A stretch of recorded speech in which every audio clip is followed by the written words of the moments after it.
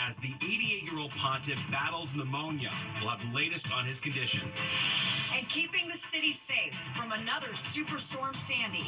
As one gate is deployed, the other will then flip up and it'll be sealed at that location. The new gates ready to prevent storm surge and flooding. The 10 o'clock news starts right now. And we want to begin with a new chapter for the Roosevelt Hotel. Good evening, I'm Natasha Verma. And I'm Steve Lacey. After nearly 2 years, the Migrant Intake Center, an emergency shelter, is set to wind down operations. Fox 5's Arthur Chien is live outside the Roosevelt Hotel in Midtown with more. Mayor Adams, big announcement. Arthur.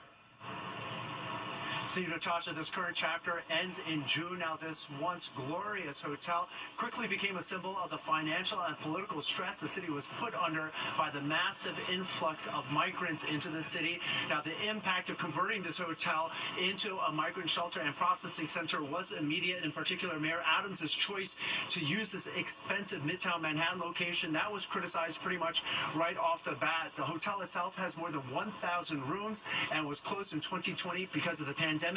Then the city signed a $220 million contract to use it for migrants. Now that it is scheduled to close in June, it's unclear if the hotel will be reopened to tourists or maybe be developed as a mixed-use tower. Either way, this is a significant milestone and only one that is possible because of the decline in border crossings, which dwindled towards the end of the Biden administration and continues to stay at a low level under the Trump administration.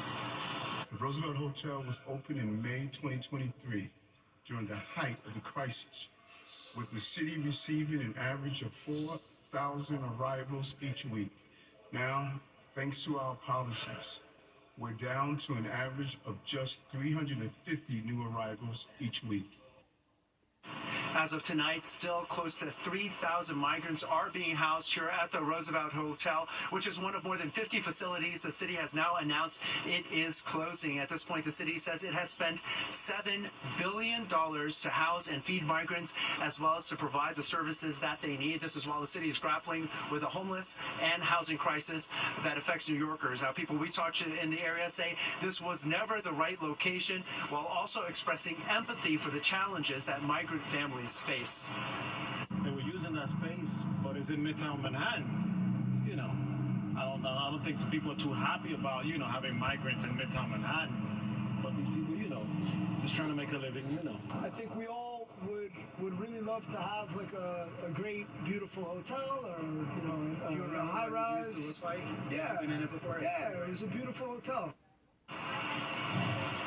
The current count of migrants who are living in converted hotels is 45,000. That is the current number.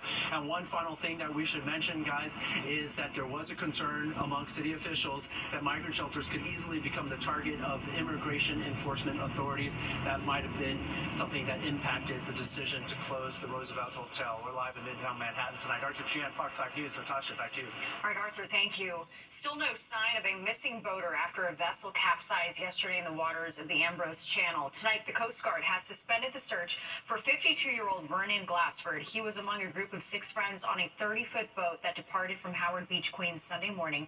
5 of them were pulled from the water. Only 2 of them survived. Among the tragic victims, 50-year-old Cecilio Javier Adames, a devoted husband and father. His teenage daughter, Alicia, tells us the family can't believe he's never coming home. Friend to the one that is alive, he specifically said, he was helping everybody. He was helping everybody, and that's why what happened to him happened.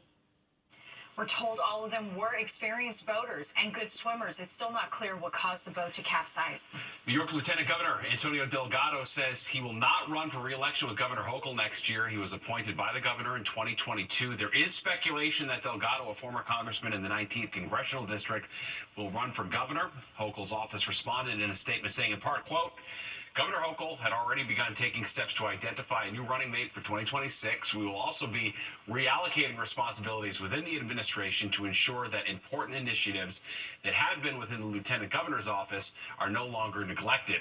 Governor Hochul wishes him the best in his future endeavors. Well, now to the latest on Pope Francis's health as the pontiff continues to battle pneumonia. And while the 88-year-old remains in critical condition, the Vatican says there has been some slight improvement in his lab test results. Fox 5's Sharon Coley is here with the very latest. Sharon. Yeah, there are some signs of hope, as you point out. Unfortunately, his condition is still critical tonight. Now, the Vatican says it's those lab tests that give them hope. He had a respiratory crisis over the weekend. The pontiff, of course, the leader of the world's more than 1 billion Roman Catholics, his health on the minds and hearts of the faithful here and around the world. Here you can see Catholics praying the rosary for Pope Francis in St. Peter's Square in Vatican City in Rome, Italy. The 88-year-old pontiff remains in critical condition at the hospital as doctors treat him for pneumonia in both lungs.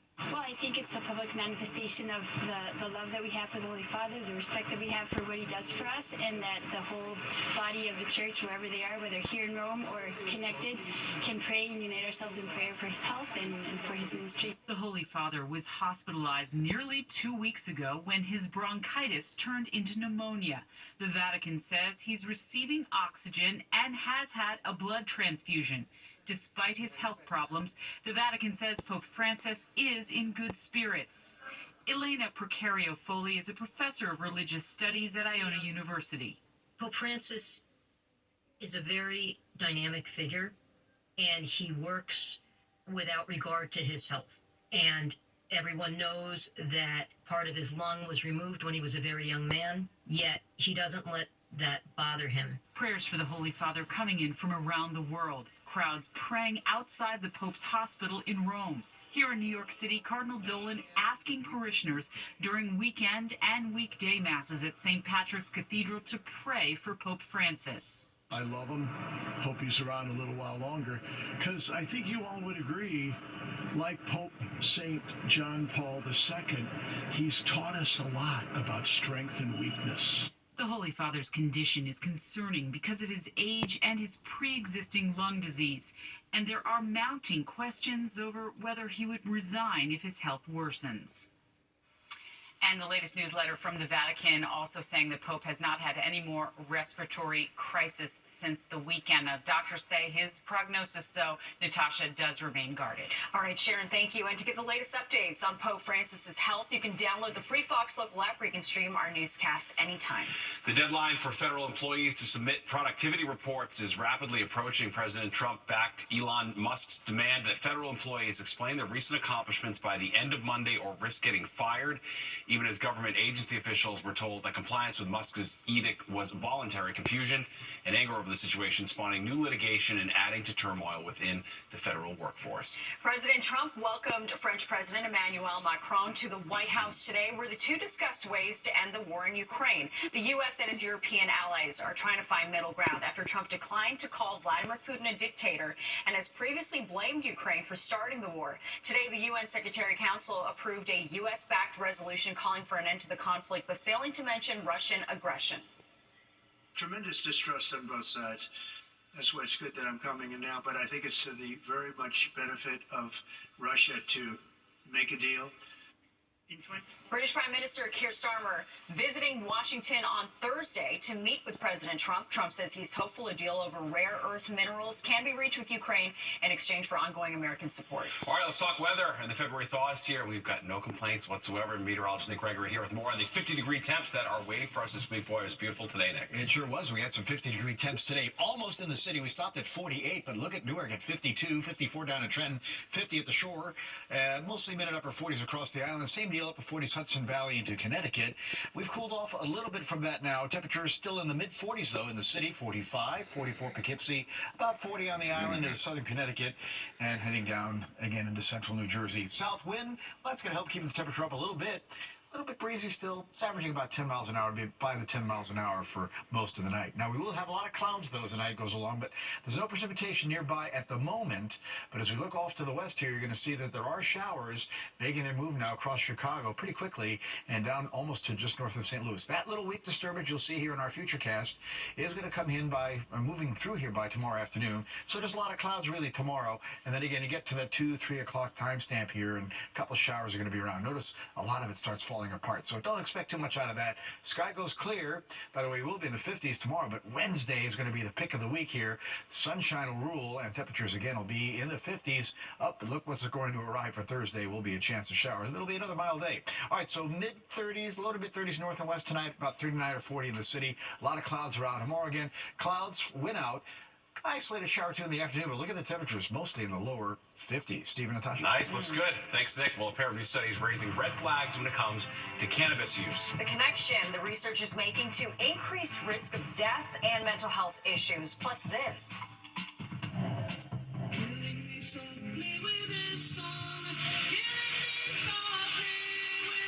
All right, remembering Roberta Flack, who went from school teacher to 5-time Grammy Award-winning singer and pianist. We're going to take a look back at her remarkable life and legacy.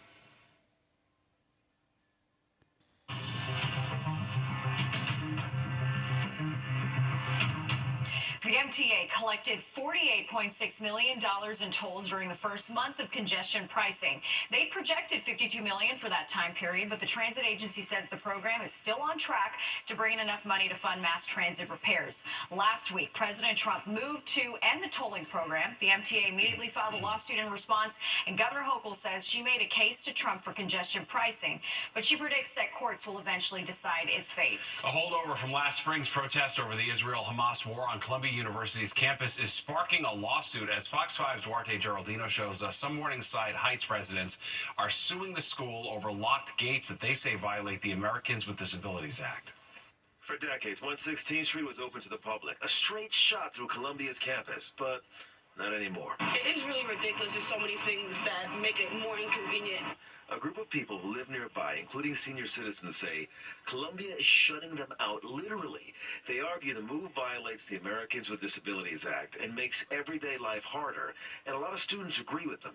Life was easier before this. The group just filed a class action lawsuit in New York State Supreme Court saying Columbia's decision to close off 116th Street is cutting people off from essential places. I've seen them having to walk all the way around the neighborhood when they could just cross over, and it's just so it makes everything so inaccessible. It's ridiculous. People in this neighborhood are so used to cutting through campus, they call this stretch of 116th Street College Walk.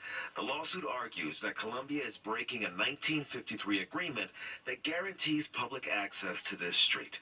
But if you don't have a university ID or a special code, you're not getting through these gates. And what that means is now what used to be a short walk across campus on 116th Street is now a 6-block detour. You got to go up to 120th Street or down to 114th Street. And if you're an older New Yorker or have mobility issues, it can be pretty tough. Columbia started closing its gates after student protests over the Israel-Hamas conflict escalated into the occupation of Hamilton Hall. Since then, security has locked down access. If you lock yourself in your room and you're outside the gates, good luck getting back onto the gate without trying to convince 17 different security guards that I do attend this institution. I just need a temp key. In a written statement, Columbia says, the university is evaluating Morningside campus access on an ongoing basis. We are focused on ensuring that all students feel welcome, safe, and secure, while also balancing the desire for an open campus that is accessible to our neighbors. Both sides are going to be back in court on March 5th. In Morningside Heights, Duarte Geraldino, Fox 5 News. New tonight, a judge has dismissed a lawsuit trying to keep Mount Sinai Beth Israel Hospital on 16th Street in Gramercy Park from shutting down. Hospital officials announcing tonight it will shut down permanently on March 26th, and a new expanded urgent care center at New York Eye and Ear Infirmary on Mount Sinai will open a few blocks away on that same day. The City Council is considering a bill to eliminate an NYPD database that tracks gang activity.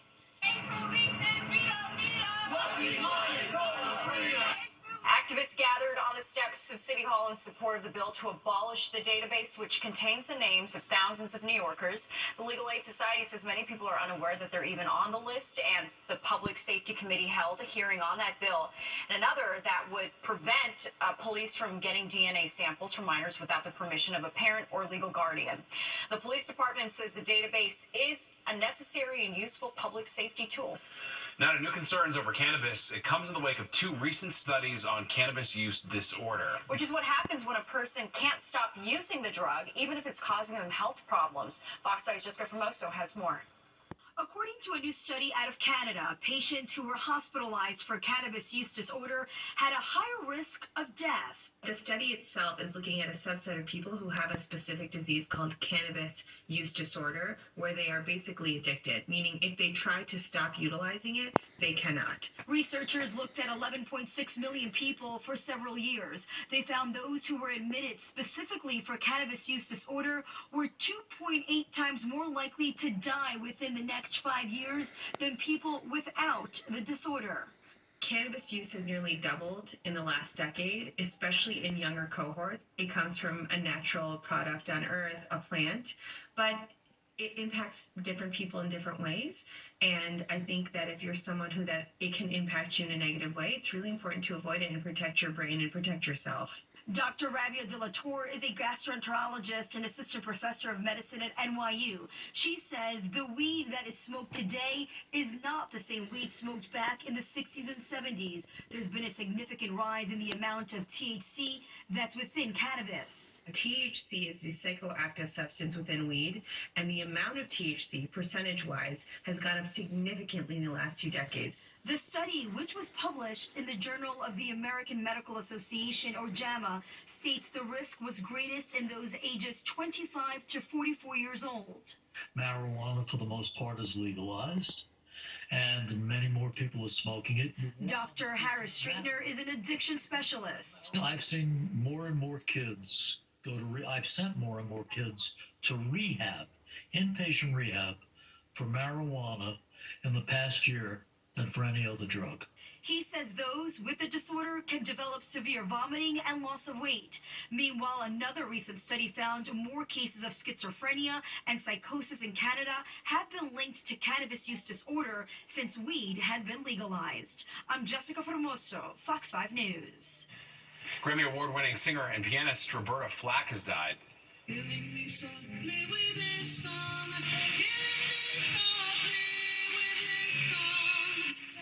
She'd been battling ALS since at least 2022, which left her no longer able to sing. Flack was the first artist to win consecutive Grammys for Best Record and is best known for her hits Killing Me Softly, which we just heard, and The First Time I Ever Saw Your Face. She won 5 Grammys in total, was nominated 8 other times. Roberta Flack was 88 years old. Just a magnificent voice for sure. Wow. And we're just getting started on this Monday night. All right, straight ahead, a local McDonald's taking a page out of the mall playbook by requiring anyone under 20 to be accompanied by an adult to get inside. Plus, they're trading online games for something with a rich history. Gen Z is embracing Mahjong. Get ready to meet the next generation of players. Fox 5, brought to you by the Lexus TX. Experience amazing at your Lexus dealer. Well, Mahjong has been around for generations. In fact, your grandmother may have had a weekend I know, that's game. what I associate it with, right? But now the tiles and sets are becoming popular with players of all ages. Fox 5's Meredith Gorman shows us what's behind this Mahjong renaissance. For some, Mahjong has been a part of their lives for years and years, and now they're taking their love of the game and using it to teach and spread it around and bring people together. In terms of tiles, you'll see a difference in flower tiles, season tiles, there are virtue tiles, there are catch tiles, there are animal tiles. There's lots of little tiles that certain variants have. Like David Bresnik, who started playing Mahjong in 2006 and now owns Sparrow's Nest Studio in Midtown, a home base for players and lovers of the game and beginners who want to learn. I usually describe Mahjong as kind of a cross between poker and jig rummy. Mahjong tiles, a tile's just a card, and the game is kind of like a race. What you're doing is you, on your turn, you have a hand, you're going to draw a card, you're going to see if that card makes your hand better. If it does, you'll keep it and get rid of something in your hand. If it doesn't, you'll get rid of it because you don't have to keep it anyway. And the objective is to get your hand into the right shape. David tells me his favorite thing about Mahjong is it's a combination of luck and skill. The 4-player game is played with automatic and traditional tables at this parlor and is inviting to both members and newcomers.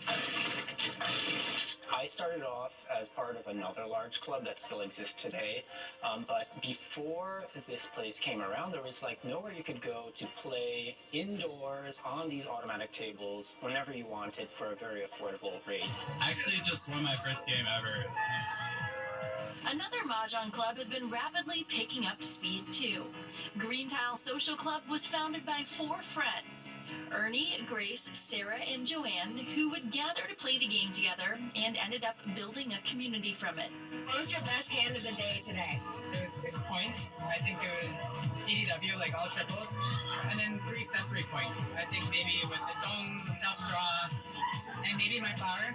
The club puts on 3 to 4 public events each month, typically in partnership with Asian-owned businesses.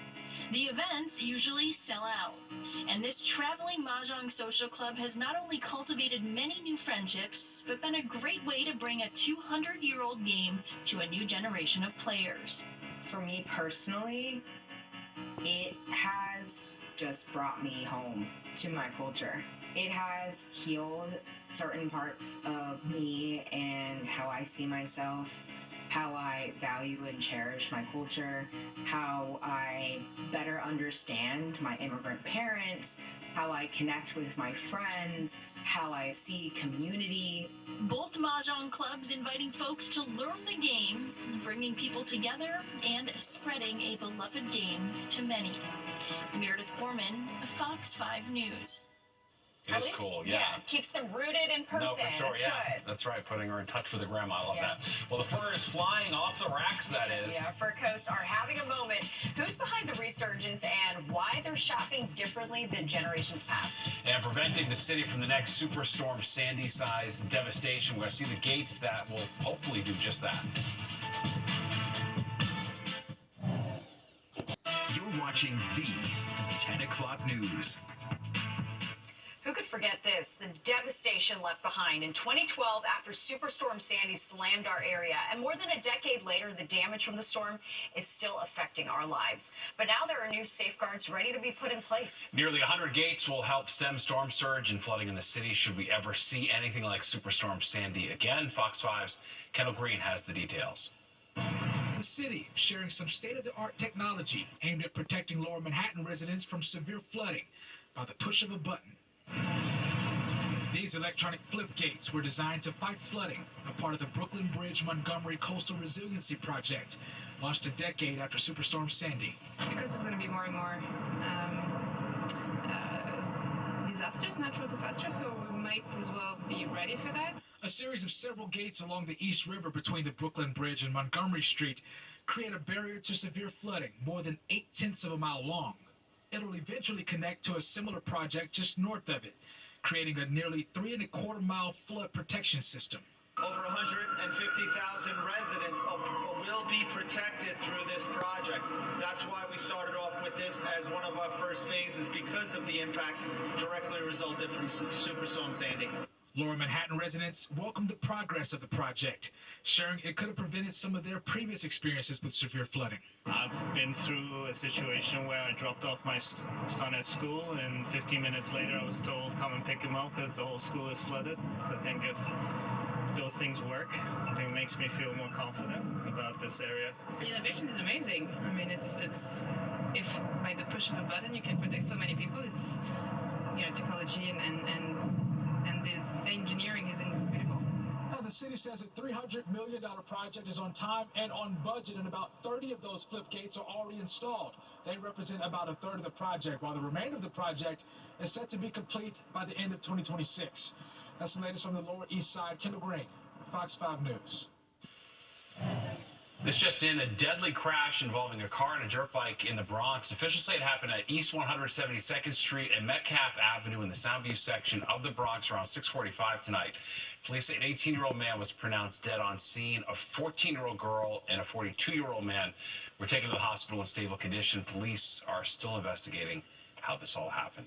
And a fire broke out at a high-rise on the... Not just that.